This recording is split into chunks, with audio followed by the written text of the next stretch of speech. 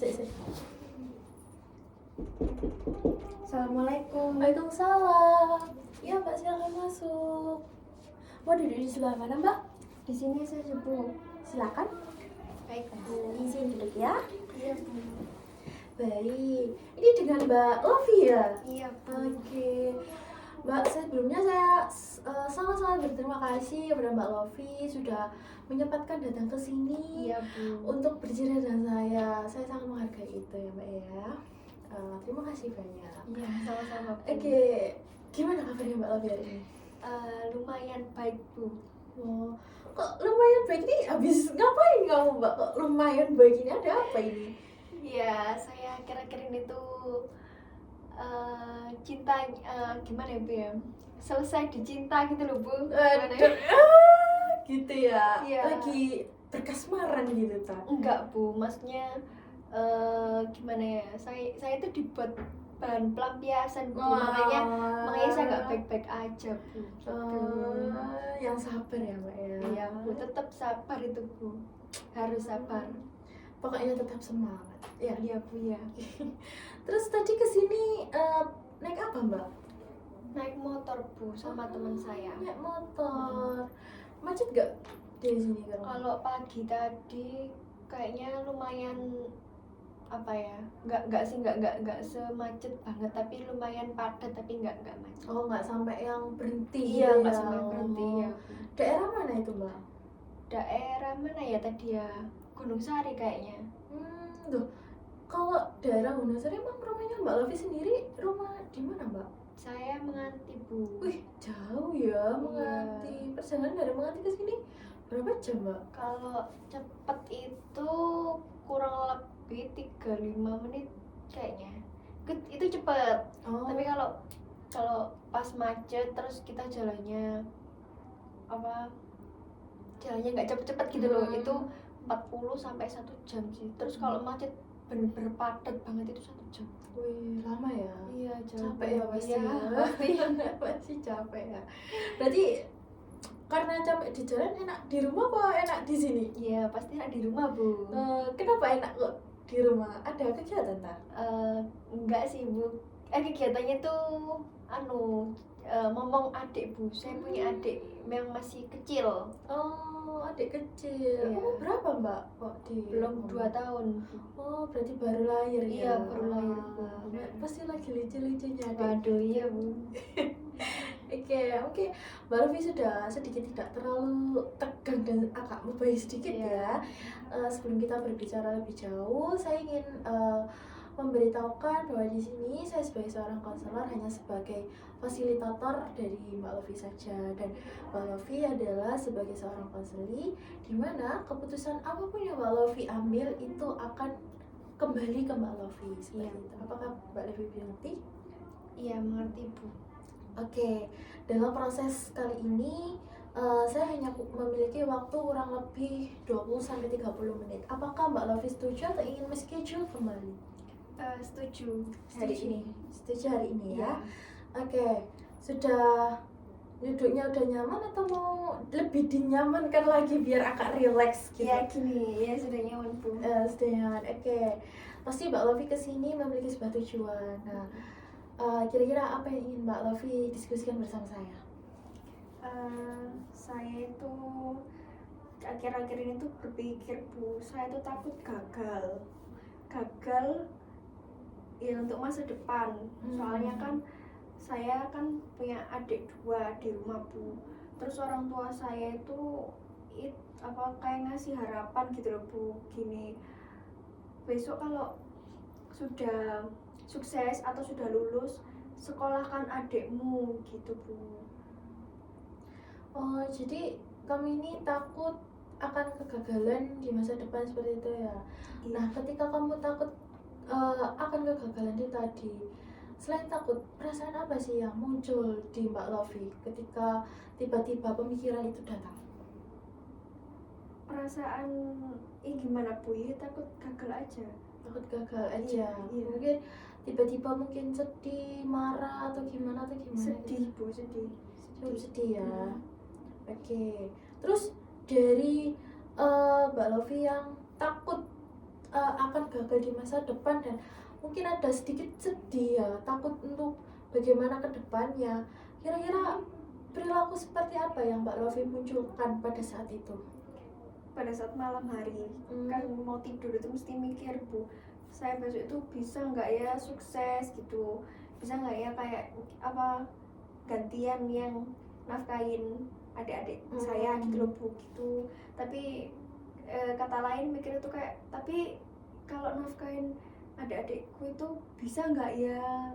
Jadi pemikiran itu muncul itu, Bu, kayak takut gagal, bisa nggak ya gitu loh, Bu. Gitu. Oke. Tapi dalam segi perilaku ketika di luar atau di dalam rumah, ada nggak pikiran perilaku Mbak Lofi yang sedikit apa ya, mungkin mendapatkan perbedaan, mungkin dalam artian kayak apakah tiba-tiba Mbak Lofi langsung menyendiri, kayak merenungin hal seperti itu, jadi kayak bener-bener mojok gitu, atau gimana? Iya pernah, tapi nggak terlalu sering. Kalau mojok menyendiri itu lebih ke pas pikiran itu berhenti di situ, terus mikirnya tuh kayak aku takut gagal.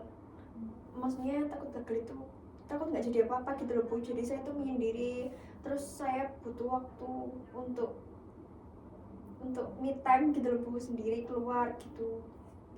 Okay. Kira-kira nih dari lingkungan Mbak Lofi sendiri, mungkin ada yang tahu nggak Mbak Lofi pernah merasakan kayak hal seperti ini?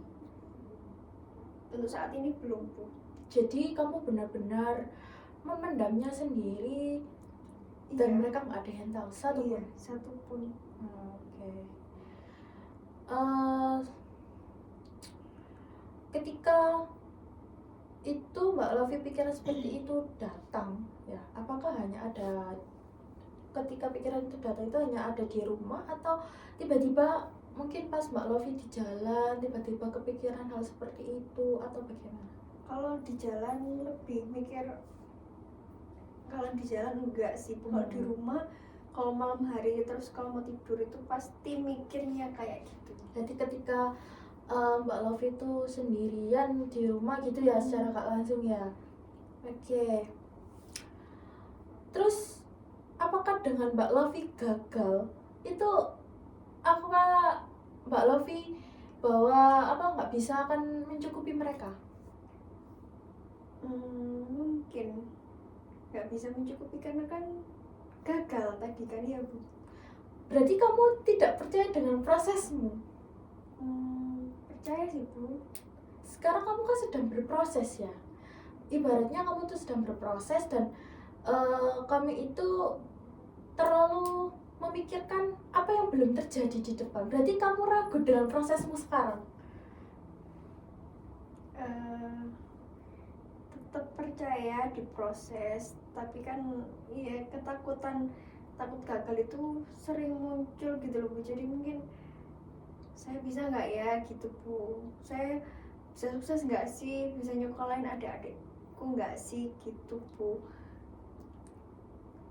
Tapi ketika Mbak Lofi kayak gitu ya, apakah orang tua Mbak Lofi itu akan marah ketika Mbak Lofi gagal? Kan pasti orang tua juga akan mencoba untuk mensupport Mbak Lofi bahwa Mbak Lofi akan bisa bertahap. Kenapa Mbak Lofi berpikir bahwa Mbak Lofi itu akan selalu gagal? Iya sih ya. Tapi pikiran selalu gagal itu pasti muncul, Bu, kalau malam, Bu. Tapi kan kamu sedang berproses, belum ada di masa depan, dan kamu juga belum tahu di masa depan itu kamu seperti apa. Iya sih, iya. Benar. Iya benar, Bu. Seharusnya yang kamu pikirkan itu apa?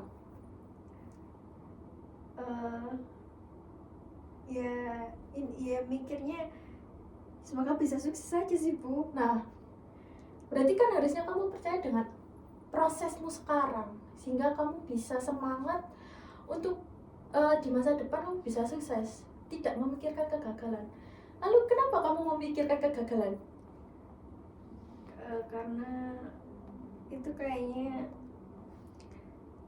apa ya, kayak berbelit-belit aja nggak sih, Bu, di pikiran. Terus kan suka lihat TikTok, scroll kan, terus banyak contohnya orang yang di lingkungan saya itu Bu, jadinya mungkin meskipun saya sudah berproses kayak gini tuh, tapi saya takut, tetap ketakutan takut gagal itu tetap ada di saya kalau malam aja gitu Bu. Tapi apakah kamu akan seperti mereka? Kamu mengatakan bahwa di TikTok dan di lingkungan akan mungkin ada kegagalan. Nah, emang kamu di masa depan akan seperti mereka? Enggak Bu. Enggak kan? Enggak. Kenapa kok enggak? Ya karena kan kita berbeda dengan orang Bu. Nah, lalu apa yang bikin kamu merasa bahwa kamu gagal? Sedangkan kamu sendiri mengatakan bahwa kamu beda dengan mereka. Artinya kamu percaya bahwa proses yang kamu alami ini bisa kamu gapai di masa depan. Lalu kegagalannya seperti apa yang kamu pikirkan? Terus gimana Bu? Tapi kegagalan itu pasti datang Bu di pikiran saya kalau malam, meskipun mikirnya di sekeliling saya tuh saya nggak bakal lah jadi kayak mereka, kan saya juga proses gitu kan. Tapi kan kegagalan itu pasti gitu loh muncul gitu di saya. Oke, kegagalan itu mungkin ada pikiran kegagalan itu pasti muncul ya. Tapi pernah nggak kamu kayak, alah aku bisa kok, ngapain aku gagal? Kalau gagal ya coba lagi.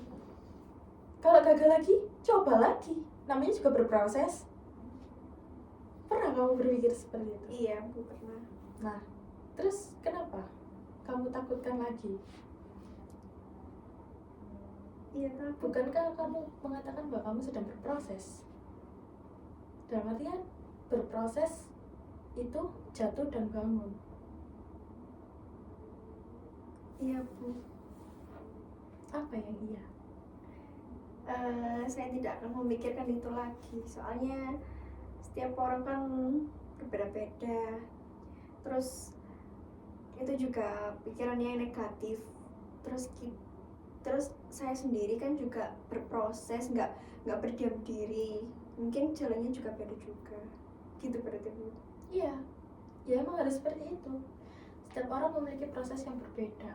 Dan setiap proses pasti ada jatuh dan bangun.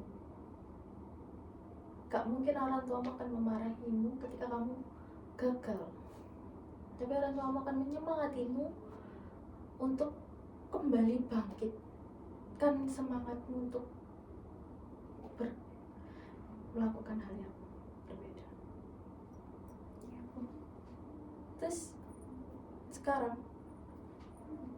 kamu tadi mengatakan takut, sedih, overthinking. Setelah kamu bisa berpikir bahwa kamu itu berbeda dengan orang lain dan kamu yakin bahwa kamu tuh bisa, sekarang perasaanmu seperti apa? Lumayan lega karena sudah yang ibu bilang tadi, karena kita kan ya berbeda tadi kan jalannya, jadi mungkin saya rada lega dengan cerita saya tadi yang takut gagal itu. Mungkin saya lebih ke ya menikmati prosesnya aja, nggak sih Bu? Iya, dinikmati prosesnya. Iya. Kalau merasa gagal atau merasa jatuh, bangun lagi, itu yang kuncinya. Jangan merasa takut dengan apa yang kamu lakukan sekarang. Semakin kamu takut, itu akan terjadi. Oke? Tapi kalau ketakutan itu muncul lagi, gimana Bu? Ketika ketakutan kamu itu muncul kembali, maka yang kamu lakukan, berikan semangat pada dirimu sendiri. Aku bisa, aku tidak akan gagal, aku yakin bisa. Kamu harus bisa menyemangati dirimu sendiri. Ketika pikiran kamu muncul mungkin, aku kayaknya meneh gagal, gak iso soge cah, aku meneh gak iso cukupi adik-adikku. Tapi langsung kamu, enggak, aku bisa, sekarang aku sedang berproses. Maka sekarang aku harus semangat untuk mencari ilmu dan semangat untuk masa depan. Pikiranmu dibuang Gitu ya Bu ya. pelan-pelan. tidak ada yang instan, tapi semua itu butuh proses. Oke? Iya Bu. Oke, sampai sini. Ada yang ingin Mbak Lofi sampaikan lagi? Aku rasa sudah cukup Bu. Sudah cukup ya. Mungkin dari saya mungkin bisa dicoba untuk latihan, dimana ketika kamu merasa bahwa pikiran-pikiran itu muncul kembali, kamu bisa memberikan semangat pada dirimu sendiri dan bagaimana kamu bisa menyikapi itu dengan baik agar pikiran itu tidak muncul kembali. Mungkin dengan aktivitas lain yang bisa menghilangkan pikiranmu tadi. Mungkin ketika kamu pikiran itu muncul tapi kamu tidak bisa memberikan semangat pada dirimu sendiri, mungkin kamu bisa melakukan aktivitas lain. Kira-kira Mbak Lofi sendiri suka aktivitas seperti apa? Jalan-jalan. Nah, itu mungkin bisa digunakan atau dilakukan agar Mbak Lofi sedikit tenang, rileks, dan melupakan pikiran itu sehingga kamu bisa menyemangati dirimu sendiri. Di sini mengerti?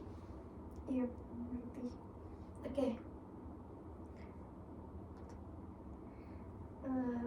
Baiklah Bu, saya terima kasih sudah dikasih solusi. Emang kembali ke saya sendiri kan tadi ya. Terima kasih juga sudah mau mendengarkan cerita saya. Ya, sama-sama. Ya, Mungkin kita bisa bertemu kembali di minggu depan. Apakah pikiran Mbak Lofi yang seperti itu bisa teratasi atau belum teratasi seperti itu? Nah, kira-kira Mbak Lofi sendiri ingin bertemu di minggu depan di hari apa dan jam apa? di hari yang sama aja sih Bu, hari Kamis ini. Jamnya sebelum duhur. Sebelum zuhur. Di tempat ini atau ingin di tempat yang lain? Di tempat ini aja Bu. Oke, hari Kamis sebelum zuhur di tempat ini lagi ya Mbak Lofi Iya. ya. Oke, ada yang ingin disampaikan lagi pada saya? Enggak sih Bu, rasa cukup. Rasa cukup.